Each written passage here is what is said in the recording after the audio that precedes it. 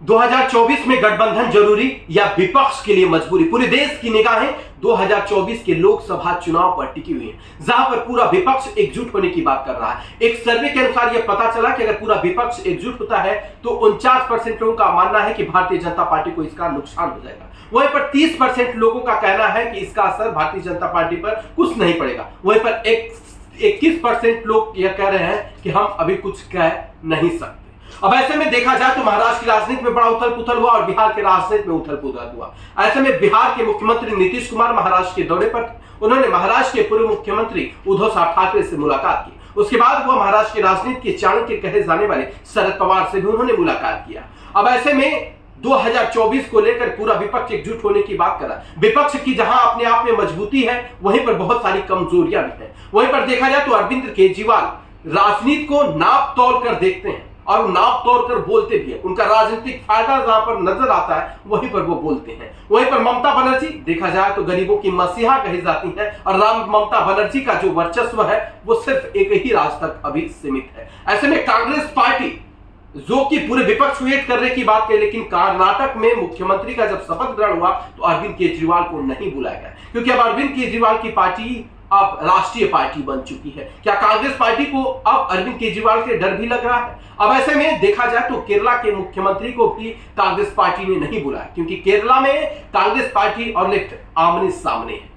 अब देखा जाए तो हेमंत सोरेन को भी कई जगहों पर इग्नोर किया जाता है। हेमंत सोरेन की अगर बात करें तो वह एक बड़े नेता है और उनका राजनीतिक बैकग्राउंड भी काफी सॉलिड माना जाता है। अब ऐसे में क्या पूरा विपक्ष जो एकजुट होने की बात कर रहा है, जिनका दल और दिल नहीं मिलता है, यही अरविंद केजरीवाल कभी शरद पवार और सुप्रिया सुले पर सवाल खड़ा करते थे, लेकिन अब एकजुट होने की बात कर रहे हैं। यहीं पर नीतीश कुमार, जिनका दल और दिल हमेशा बदलता रहता है। यह भी कहा जा रहा था कि नीतीश कुमार उत्तर प्रदेश में फूल के खिलाफ फूलपुर से चुनाव लड़ सकते हैं, लेकिन फूल के खिलाफ ही क्यों चुनाव लड़ना चाहता है हम इसको विस्तार में आपको बताएंगे। लेकिन उसके पहले हम आपको एक बार राजनीतिक समीकरण थोड़ा सा समझा दें। 2024 को लेकर जहां विपक्ष एकजुट होने की बात कर रहा है, क्या विपक्ष सच में एकजुट हो पाएगा? विपक्ष का भी अपना अपना फायदा, अपना अपना नुकसान भी देख रहा है। अगर विपक्ष एकजुट होता है तो कहीं ना कहीं विचारधाराओं से समझौता करना पड़ेगा। विपक्ष कहीं एकजुट होता है तो कहीं ना कहीं सीटों से समझौता करना पड़ेगा। विपक्ष अगर कहीं एकजुट होता है तो पार्टी के कई नियमों से भी समझौता करना पड़ सकता है, क्योंकि जो विपक्ष का कद्दावर नेता होगा, जो प्रधानमंत्री का चेहरा होगा, उसके हिसाब से सब कुछ करना होगा। क्या यह सब कुछ कर पाना आसान होगा? क्योंकि बहुत सारी ऐसी पार्टियां हैं विपक्ष में जो सिर्फ राजनीति वो केवल प्रदेश स्तर पर करती हैं, ना कि देश स्तर पर। अगर मुद्दों पर चुनाव हुआ तो किसकी बहुमत होगी? अगर चुनाव चेहरे पर हुआ तो किसकी बहुमत होगी? क्या कांग्रेस पार्टी जो 1885 में बनी थी, देखा जाए भारतीय जनता पार्टी के बाद सबसे बड़ी पार्टी अगर कोई है तो वह कांग्रेस पार्टी है, जिसका जनाधार बढ़ा रहा है। जब भारत देश हमारा आजाद हुआ तो 45 से 47% मतदान लोगों ने कांग्रेस पार्टी को दिया था। अब ऐसे में कांग्रेस पार्टी का नेतृत्व 2014 के बाद थोड़ा सा कमजोर हुआ। कुछ राज्यों में इनकी सरकारें थी, सरकारें भी गिर गई, कई राज्यों में इनकी सरकार धीरे धीरे गिर रही थी। ऐसे में जब से वो हिमाचल के बाद कांग्रेस पार्टी कर्नाटक का चुनाव जीती है, जहां पर लोग कह रहे थे कि बहुत ही नाटक, फिर भी हाथ से निकल गया कर्नाटक, यह कहीं ना कहीं भारतीय जनता पार्टी के ऊपर तस्त। लेकिन फिर भी भारतीय जनता पार्टी अपना सियासी समीकरण साधने के लिए क्या भारतीय जनता पार्टी के राम मंदिर के मुद्दे, विश्व गुरु के मुद्दे या कई ऐसे योजनाएं जो कि 2024 के लोकसभा चुनाव में सच साबित होंगे, उनके लिए फायदेमंद साबित होंगे। अब ऐसे में जरा देख लेते एक बार ममता बनर्जी का। ममता बनर्जी भी जब कर्नाटक में चुनाव प्रचार में गई थी, जो कि कर्नाटक में उनकी पार्टी के किसी नेता ने चुनाव नहीं लड़ा था, उन्होंने साफ तौर पर यह कह दिया था कि जो भारतीय जनता पार्टी को हराएगा हम उसके साथ। उन्होंने यह भी कह दिया था कि भारतीय जनता पार्टी का पतन अगर कर्नाटक से शुरू होता है तो मेरे लिए खुशी की बात होगी। कांग्रेस पार्टी जैसे वहां चुनाव जीतती है, उसके बाद ममता बनर्जी के बातचीत सब कुछ बदल जाते। ममता बनर्जी अब साफ तौर पर पहले जो दूरी बनाने की कोशिश कर रही थी, अब वो नजदीक आने की कोशिश करें। वो कह रही है जहां जहां कांग्रेस पार्टी चुनाव लड़ेगी, मजबूत स्थिति में रहेगी, वहां वहां हम उसका समर्थन करेंगे। कांग्रेस पार्टी की विचारधारा क्या ममता बनर्जी से अब मिलने लगे हैं? क्या कांग्रेस पार्टी या ममता बनर्जी को अपने करीब लाने लगी है? क्या ममता बनर्जी, देखा जाए तो मायावती हो या ममता बनर्जी हो, इनके ऊपर भी परिवारवाद के आरोप लग चुके हैं। इनको कहा जाता है कि इनके संपत्ति के और इनके राजनीति का उत्तराधिकारी इनके भतीजे हैं। अब ऐसे में जिस विपक्ष को एकजुट करने की बात की जा रही है, जहां केजरीवाल, और ऐसे में देखा जाए तो अखिलेश यादव भी कई राज्यों में चुनाव प्रचार में गए थे। अब अखिलेश यादव, ममता बनर्जी और मायावती, अरविंद केजरीवाल, नीतीश कुमार और तमाम ऐसे कद्दावर नेता एकजुट होने की बात करें, केसीआर से लेकर के तमाम ऐसे कद्दावर नेता है।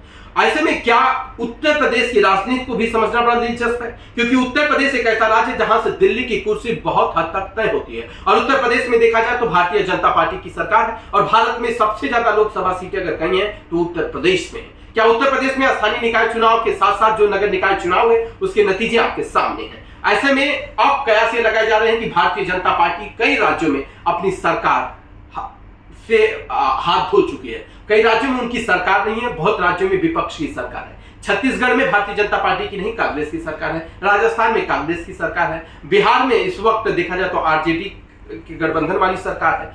अलग अलग राज्यों में अगर आप प्रकाश डालेंगे तो वहां पर सरकार ने, अब कर्नाटक भी पूरे एक तरह से कह सकते हैं कि दक्षिण भारत पूरा तरह से भारतीय जनता पार्टी के हाथ से निकल चुका है। लेकिन यह भी देखा गया है कि जहां जहां पर विधानसभा चुनाव में हार हुई है, लोकसभा चुनाव में ज्यादा सीटें मिली है। क्या 2024 का जो चुनाव का लोकसभा जो चुनाव होता है, जनता मुद्दों पर वोट देती है या चेहरे पर वोट देती है, या जनता नेतृत्व देखती है कि कौन देश को चला सकता है? अब ऐसे में देखा जाए तो नीतीश कुमार के पास भी राजनीतिक अनुभव है और उन्होंने कई मर्तबा सरकार चलाई है। वो बिहार के कई बार मुख्यमंत्री रह चुके हैं और एक तरह से देखा जाए तो आपातकाल से निकले हुए नेता हैं, जिनका दल और दिल परिवर्तन होता रहता है। ऐसे में क्या विपक्ष अब नीतीश कुमार पर भरोसा कर पाएगा? यह भी अपने आप में सवाल है, क्योंकि कई लोग यह कह रहे हैं कि नीतीश कुमार कब पलटी मार देंगे इसकी कोई गारंटी नहीं है। कई पार्टी के उनके जो शुभचिंतक है, जो उनसे गठबंधन करना चाहते हैं, वो भी इस पर सवाल खड़ा कर रहे हैं। लेकिन विपक्ष अब देखा जाए जिस तरह से ईडी और सीबीआई विपक्ष के ऊपर जिस तरह से कार्रवाई हो रही है, इसको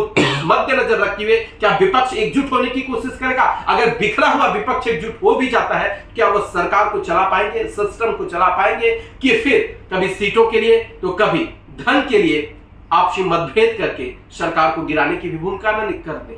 अब ऐसे में जनता क्या सोचती है और जनता के क्या ओपिनियन है, क्योंकि चंद लोगों की पार्टी गठबंधन सिर्फ नहीं तय करेगा कि 2024 में कौन सत्ता में आएगा। जनता का मूड क्या है, जनता क्या चाहती है, जनता किस मुद्दों पर मतदान करेगी, बहुत हद तक ये तय करेगा। कुछ लोग कह रहे हैं कि महंगाई बहुत बढ़ चुकी है, लेकिन 2014 में प्रधानमंत्री नरेंद्र मोदी का एक स्लोगन था, बहुत हुई महंगाई की मार, अब की बार मोदी सरकार। और 2014 के बाद 2024 तक में महंगाई का अंतर जो बढ़ा है, वो उसके साथ इनकम भी बढ़ी है, लेकिन इसको लेकर के देश में एक तरह का आक्रोश भी है। इसी को लेकर के कांग्रेस पार्टी बार बार सवाल भी खड़ा कर रही है। यहां तक कि अब राहुल गांधी बोलने से बाज भी नहीं आ रहे, चाहे उनकी सदस्यता चली गई, फिर भी उन्होंने सवाल करना नहीं छोड़ा है। और विपक्ष के तमाम ऐसे कद्दावर नेता है। क्या विपक्ष के ऊपर अगर कार्रवाई होती है, जब ये लोग कहते हैं कि हमारे ऊपर कार्रवाई हो रही है, विपक्ष ने अगर किसी प्रकार का घोटाला नहीं किया, किसी नेता ने अगर घोटाला नहीं किया, किसी नेता ने अगर गलत नहीं किया, तो डरने की क्या बात? अगर कर नहीं तो डर नहीं। तो अब लोगों का नजरिया कुछ बदलता हुआ नजर आ रहा। ममता बनर्जी ने एक बयान दिया है और ये बहुत विचारणीय है, इस पर चिंता और चिंतन करने की जरूरत है। उन्होंने कहा कि अगर जब सत्ता से केंद्र में भारतीय जनता पार्टी हटेगी, तब उसके भ्रष्टाचार और उसके सारे खुलासे होंगे। अब जरा सोचिए कि आप बदले की भावना की राजनीति होगी, यानी कि कभी भारतीय जनता पार्टी कांग्रेस पर कार्रवाई करे और कांग्रेस जब सत्ता में रहे तो भारतीय जनता पार्टी पर कार्रवाई करे। क्या इस तरह की राजनीति देश के लिए फायदेमंद है या नुकसान? देश को क्या चाहिए? देश को विकास चाहिए, देश के लोगों को अच्छी स्वास्थ्य और अच्छी शिक्षा चाहिए, देश में लोग अमन और चैन के साथ रहें, हमारा देश सशक्त और मजबूत बने, टेक्नोलॉजी में प्रगति करे। यह सारे विषयों पर प्रकाश डालने की जरूरत है। लेकिन हमारा देश बहुत हद तक अब जात में बढ़ चुका है, धर्म में बढ़ चुका है, मजहब में बढ़ चुका है, इन सारी चीजों पर अब मतदान कर रहा है। यह मतदान कहीं ना कहीं चिंता और चिंतन का विषय है। हमारे देश के लोगों का मुद्दा विकास होना चाहिए, हमारे देश के लोगों का मुद्दा शिक्षा और स्वास्थ्य होना चाहिए, हमारे देश के लोगों का मुद्दा इंफ्रास्ट्रक्चर में कैसे बढ़ाओ, कैसे रोजगार मिले, ये सारे मुद्दे होने चाहिए। लेकिन विपक्ष पूरी तरह से कहीं ना कहीं अभ्रमित करने की भी कोशिश कर रहा है। विपक्ष जो जातिगत समीकरण पर राजनीति करता है, जैसे कि कन्हैया कुमार, आप देखें तिहाड़ से लेकर के बिहार तक की यात्रा करने वाले कन्हैया कुमार कहते थे कि हमें चाहिए आजादी, आजादी, परिवारवाद की आजादी की वो बात नहीं करते हैं, क्योंकि उनका गठबंधन और उनकी जो दल, कई दल ऐसे मिले जिनके ऊपर परिवारवाद का आरोप लगा है। भारत में तमाम ऐसी पार्टियां हैं कि जिनका नेतृत्व सिर्फ उनके परिवार के लोग करते हैं। धन्यवाद।